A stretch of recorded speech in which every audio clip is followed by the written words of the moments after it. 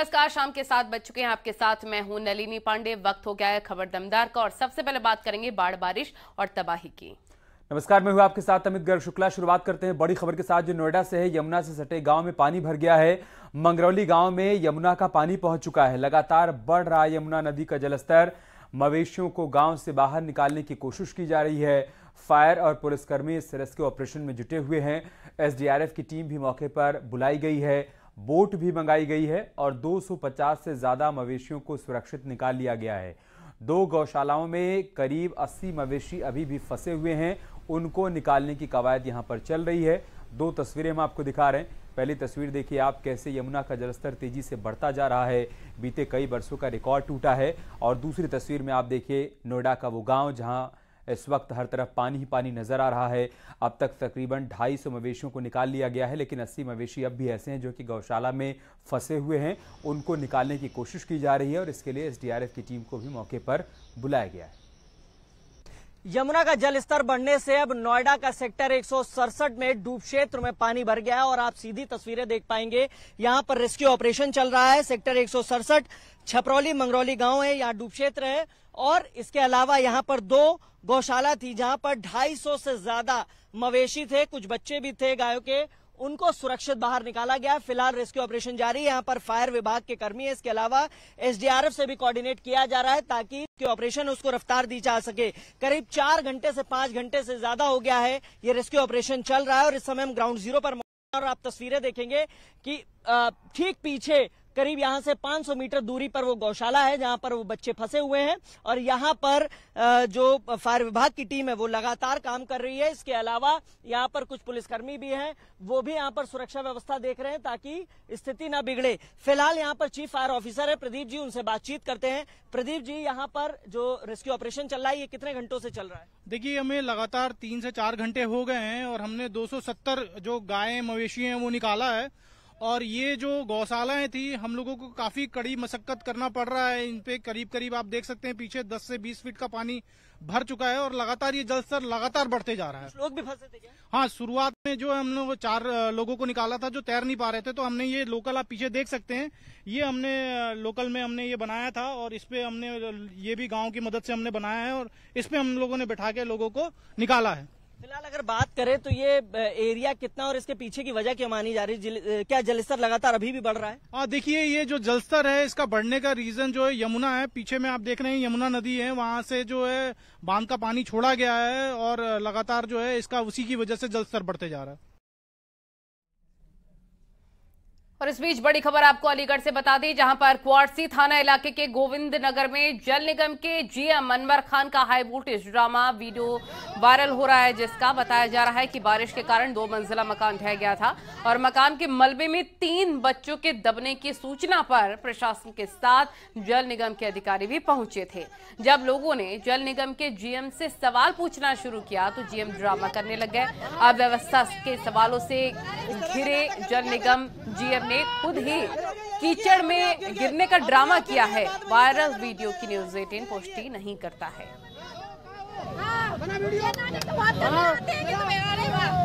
इस तरह का नाटक करके क्या दिखाना चाह रहे हैं आप?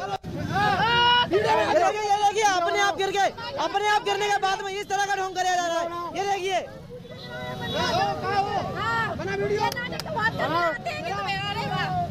इस तरह का नाटक करके क्या दिखाना चाह रहे हैं आप? अपने आप गिर गए। अपने आप गिरने के बाद में इस तरह का ढोंग कराया जा रहा है। ये 2 तस्वीरें दिखा रहे हैं। एक तरफ आप देख सकते हैं बद इंतजामी पर जब सवाल पूछा गया तो कैसे जीएम ने ड्रामा किया है। लोगों ने दावा किया है कि उनके द्वारा ये पूरा ड्रामा किया जा रहा है। खुद ही वो वहां पर गिर गए और कह रहे हैं कि वीडियो बनाओ। ये तस्वीरें, दोनों तस्वीरें अब सोशल मीडिया पर काफी ज्यादा वायरल हो रही हैं। लगातार भारी बारिश हो रही है, जिस तरह के हालात बनते हुए नजर आ रहे हैं उस पर लोग भी ज्यादा परेशान नजर आ रहे हैं। कई ऐसे क्षतिग्रस्त मकान हैं जो कि जमींदोज हो रहे हैं, कई लोगों के मकान ढह रहे हैं, मलबे में दबने से भी कई लोगों की जान जा रही है। लेकिन फिलहाल ये तस्वीर आपको अलीगढ़ से दिखा रहे हैं। उधर शामली में भी यमुना नदी का जलस्तर तेजी से बढ़ रहा है। यमुना नदी के बढ़ते जलस्तर और तेज बहाव के चलते कैराना क्षेत्र में पानी घुस गया है और बताया जा रहा है कि एक बंधा टूट गया है, जिस कारण से यमुना नदी का पानी अब खेतों की तरफ बढ़ रहा है। तकरीबन 4 गांव के किसानों की फसलों को काफी नुकसान पहुंचा है। शामली प्रशासन द्वारा राहत बचाव कार्य यहां पर शुरू कर दिया गया है। तस्वीरें हम आपको शामली की दिखा रहे हैं, कैसे हालात यहां पर बने हुए हैं। यमुना के बढ़े हुए जलस्तर के चलते वो आप देख सकते हैं, बांध टूटने के चलते कई एकड़ फसल पूरी तरीके से जलमग्न हो गई है।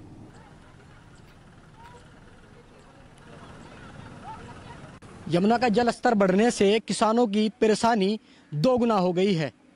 मैं इस वक्त कैराना क्षेत्र में मौजूद हूं, जहां पर किसानों की हजारों बीघा फसल जलमग्न हो गई है। मैं अपने कैमरामैन से कहूंगा कि दिखाए कि किस तरह से जो यमुना है उसने विकराल रूप धारण कर लिया है और जो यमुना का बहाव है, जो जल स्तर है, वो लगातार बढ़ता जा रहा है। जेसीबी लगाकर प्रशासन द्वारा यहाँ पर बांध की रोक की जा रही है ताकि जो बहाव है वो गांव में ना जाए, किसानों की फसल को बर्बाद ना करे। हालांकि जो प्रशासन की व्यवस्थाएं हैं वो लगातार यहाँ पर किसानों के लिए की जा रही हैं। मैं अपने कैमरामैन से कहूँगा इस तरफ भी दिखाए कि जो बंधा था, जो मेन बंधा था, वो भी जो है जल स्तर के बहाव से टूट चुका है और जो किसानों की फसल है वो भी जलमग्न हो गई है।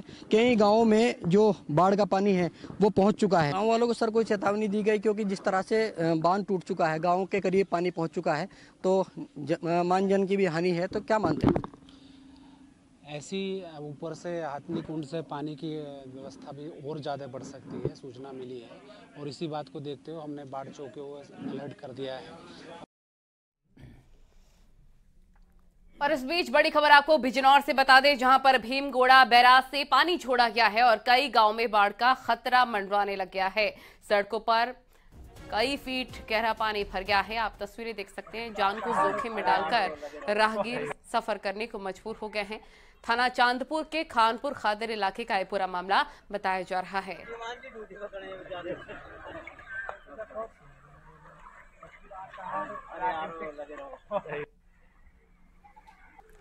तो डैम से पानी छोड़ने की वजह से आसपास के जितने भी गांव हैं वहां पर बाढ़ का खतरा मंडराने लग गया है। तस्वीरें देखकर आप अंदाजा लगा सकते हैं किस प्रकार से जनजीवन अस्त व्यस्त पूरी तरह से हो चुका है। और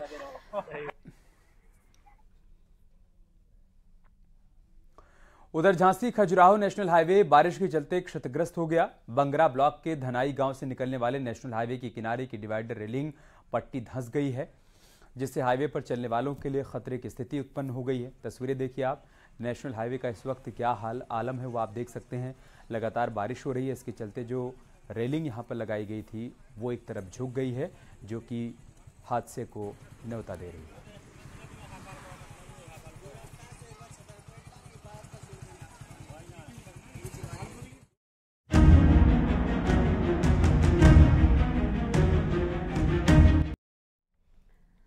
अब चलिए खबरों में आगे बढ़ते हैं और खबर मिल रही है सबसे पहले दिल्ली से, जहां मिशन 2024 को लेकर आज बीजेपी हेड ऑफिस में बीजेपी की बड़ी मीटिंग हुई है और इस मीटिंग की अध्यक्षता जेपी नड्डा ने की है। बैठक में आगामी लोकसभा चुनाव और कुछ राज्यों में होने वाले विधानसभा चुनाव और उनकी तैयारियों पर चर्चा की गई है, रणनीति तैयार की गई है। लोकसभा प्रवास योजना में लोकसभा सीटों पर खास फोकस करके रणनीति तैयार की गई है। जिन सीटों पर 2019 के लोकसभा चुनाव में बीजेपी दूसरे या फिर तीसरे नंबर पे थी या फिर बहुत कम मार्जिन से जीती थी, इन सब सीटों पर रणनीति बनाई गई है कि कैसे इन्हें फतह किया जा सके। 2019 के लोकसभा चुनावों में बीजेपी ने 436 सीट पर चुनाव लड़ा था, जिसमें से 303 पर उसे जीत हासिल हुई थी। दिल्ली में आज बीजेपी की लोकसभा प्रवास योजना को लेकर बड़ी बैठक हुई। बैठक की अध्यक्षता बीजेपी के राष्ट्रीय अध्यक्ष जेपी नड्डा ने की। उसमें नरेश बंसल, बीजेपी के संगठन महामंत्री सुनील बंसल, विनोद तावड़े, संबित पात्रा, हरीश द्विवेदी समेत तमाम वरिष्ठ नेता इस बैठक में मौजूद रहे। इस बैठक की अगर बात करें तो जो पिछले लोकसभा चुनाव में बीजेपी 160 सीटों पर जिन पर हार गई थी या जिन सीटों पर बीजेपी बहुत कम मार्जिन से जीती थी, उन सब को लेकर विस्तार से चर्चा हुई। इन 160 सीटों में 14 सीट उत्तर प्रदेश की भी शामिल हैं, जहां बीजेपी 2019 में लोकसभा चुनाव में हार गई थी। इन सब सीटों पर गहन मंथन किया गया। आगामी दिनों में तमाम जो केंद्रीय नेतृत्व है, चाहे वो अमित शाह की बात करें, बीजेपी अध्यक्ष जेपी नड्डा की बात करें या फिर प्रधानमंत्री के दौरों की बात करें, उन सब को लेकर गहन मंथन किया गया। और अब खबर लखनऊ से। सीएम योगी आदित्यनाथ ने मिशन निरामया का आगाज किया और इसके साथ ही आज शामली और मऊ में मेडिकल कॉलेज के लिए एमओयू भी साइन किए गए। मऊ पहले माफिया के लिए जाना जाता था, ऐसा सीएम योगी आदित्यनाथ ने कहा। साथ ही उन्होंने कहा कि शामली पलायन के लिए जाना जाता था, लेकिन अब वहां पर तस्वीर पूरी तरीके से बदल गई है।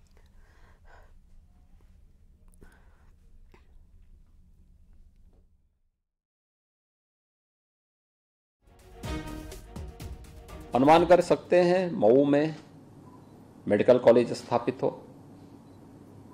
एक सपना था, लेकिन अब ये साकार हो रहा है। शामली में मेडिकल कॉलेज स्थापित हो, लेकिन अब ये हकीकत बनता जा रहा है। ये दो जनपद ऐसे थे जिन जनपदों ने आज से 6 वर्ष पहले दूसरे क्षेत्रों में अपना ऐसा नाम कमाया था कि लोग वहां जाने में भी भयभीत होते थे। मऊ का नाम होता था तो माफिया के नाम पे लोग भयभीत होते थे। शामली का नाम आता था तो पलायन के नाम पे लोग कांपते थे। लेकिन अब वहां मेडिकल एजुकेशन के नए संस्थान स्थापित हो रहे हैं। ये एक उपलब्धि है और मैं इस अवसर पर हृदय से इन दोनों संस्थानों को आगे आने के लिए अभिनंदन करता हूं। और प्रयागराज दौरे पर पहुंचे डिप्टी सीएम ब्रजेश पाठक ने कहा है कि प्रधानमंत्री नरेंद्र मोदी की जन कल्याणकारी योजना जन जन तक पहुंच रही है। ब्रजेश पाठक ने दावा किया है कि साल 2024 के लोकसभा चुनाव में बीजेपी यूपी के सभी 80 सीटों पर जीत दर्ज करेगी। वहीं बसपा के राष्ट्रीय अध्यक्ष ओम प्रकाश राजभर के साथ गठबंधन के सवाल पर भी उन्होंने तमाम बातें कही हैं और क्या क्या उन्होंने कहा, सुनिए।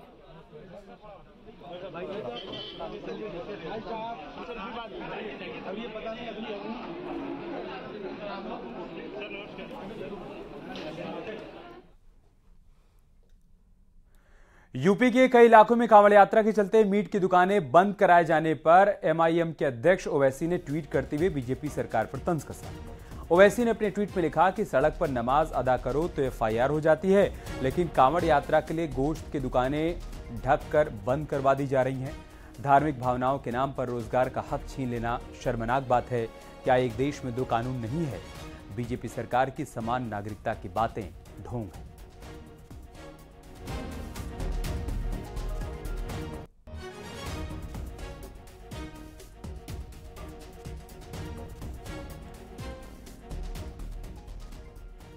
तो कांवड़ यात्रा के दौरान मीट शॉप्स बंद होने पर असदुद्दीन ओवैसी के ट्वीट पर मेरठ के लोगों का रिएक्शन सामने आया है। उन्होंने कहा, कुछ लोग अपनी सियासत चमका रहे हैं। मेरठ में मुस्लिम समाज के लोग स्वेच्छा से अपनी दुकानें बंद कर रहे हैं। हमारे संवाददाता ने उनसे बातचीत की है, देखिए। कांवड़ के दौरान मीट की दुकानें बंद हो जाना, उस रास्ते पर क्या कोई फर्क पड़ता है? कुछ भी नहीं। उससे क्या फर्क पड़ेगा? कुछ भी नहीं पड़ना चाहिए। अपने भाईचारे में कभी कमी नहीं आनी चाहिए, मोहब्बत बनी रहनी चाहिए। हिंदुस्तान इसी का नाम है। ओवैसी इस पर राजनीति कर रहे हैं। राजनीति तो सब करते हैं जी, कौन नहीं करता। मोहब्बत बनी रहनी चाहिए। आपके दिल में गुंजाइश होनी चाहिए, मेरे दिल में गुंजाइश होनी चाहिए। सब भाई भाई है। और पूरा अच्छा, ये बताओ, कांवड़ मार्ग पर अगर मीट की दुकानें बंद हो जाए कुछ दिन के लिए, जिस दिन कांवड़ चल रही है, क्या कोई फर्क पड़ता है? नहीं, बहुत अच्छी बात है। 1 महीना भी बंद हो जाए कोई दिक्कत नहीं है, अच्छी बात है। पवित्र महीना है, सबका एहतराम होना चाहिए, सारी बातें होनी चाहिए, सब भाईचारा, सब एक साथ होना चाहिए, एकजुट होना चाहिए सब। अच्छा, इसके अलावा और भी कई सारे लोग हमारे साथ मौजूद हैं। ये बताएं, कांवड़ के दौरान अगर मीट की दुकानें कुछ बंद हो जाती हैं, क्या कोई फर्क पड़ता है? कोई फर्क नहीं पड़ता, कोई फर्क नहीं पड़ता।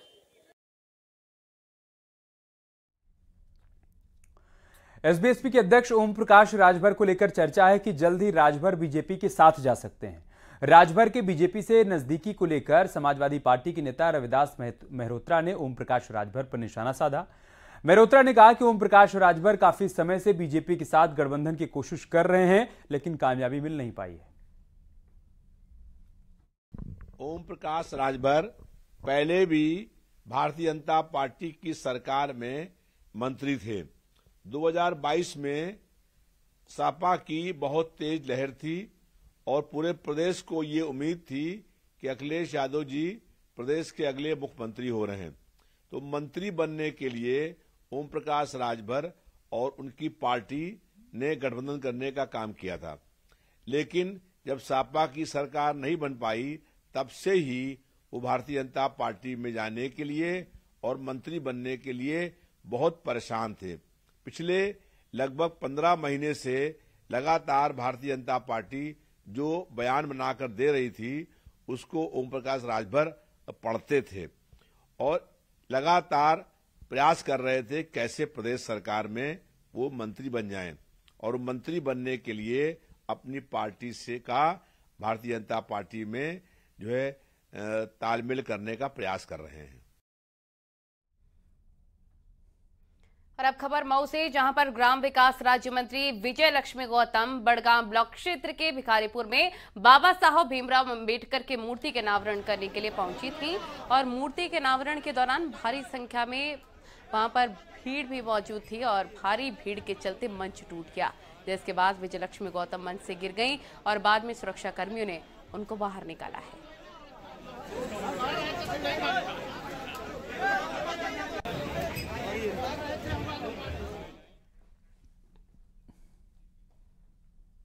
यहाँ रुक रहे हैं छोटे से ब्रेक के लिए, जल्द हाजिर होंगे कुछ और खबरों के साथ।